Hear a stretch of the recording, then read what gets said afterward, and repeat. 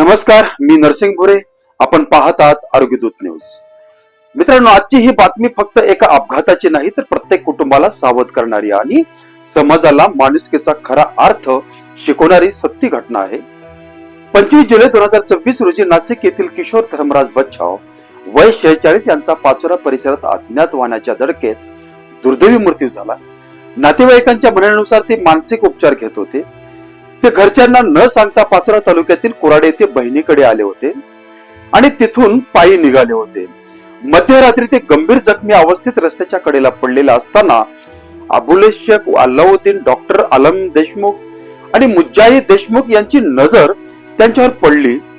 मित्रांनो, आजच्या काळात अनेक लोक अपघात पाहून पुढे निघून जातात, पण या तिघांनी तसं केलं नाही. त्यांनी माणुसकी जपली. तात्काळ अँब्युलन्सला फोन केला, जखमीला रुग्णालयात पोहोचवलं, डॉक्टरांशी संपर्क ठेवला, पोलिसांना माहिती दिली आणि गरज पडल्यास उपचाराचा खर्चही स्वतः करण्याची तयारी दाखवली.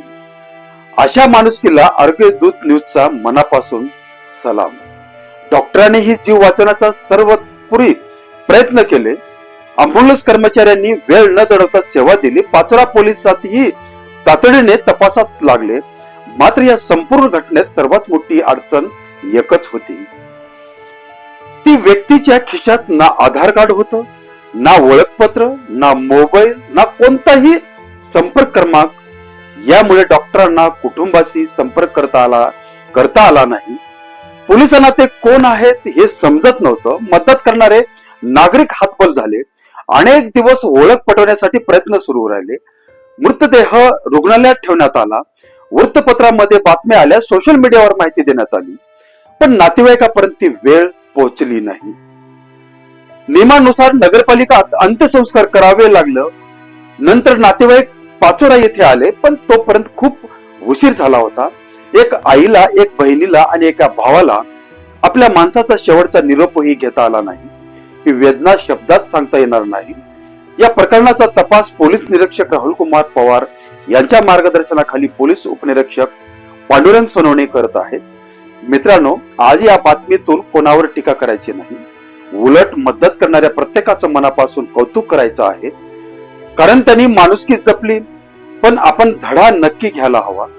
जर तुमच्या घरात एखादी व्यक्ती मानसिक उपचार घेत असेल, विस्मरणाचा त्रास असेल किंवा हरवण्याची शक्यता असेल, तर त्यांच्या खिशात नाव, पत्ता, 2 मोबाईल क्रमांक आणि शक्य असल्यास आधार कार्ड किंवा इतर ओळखपत्र नेहमी ठेवा.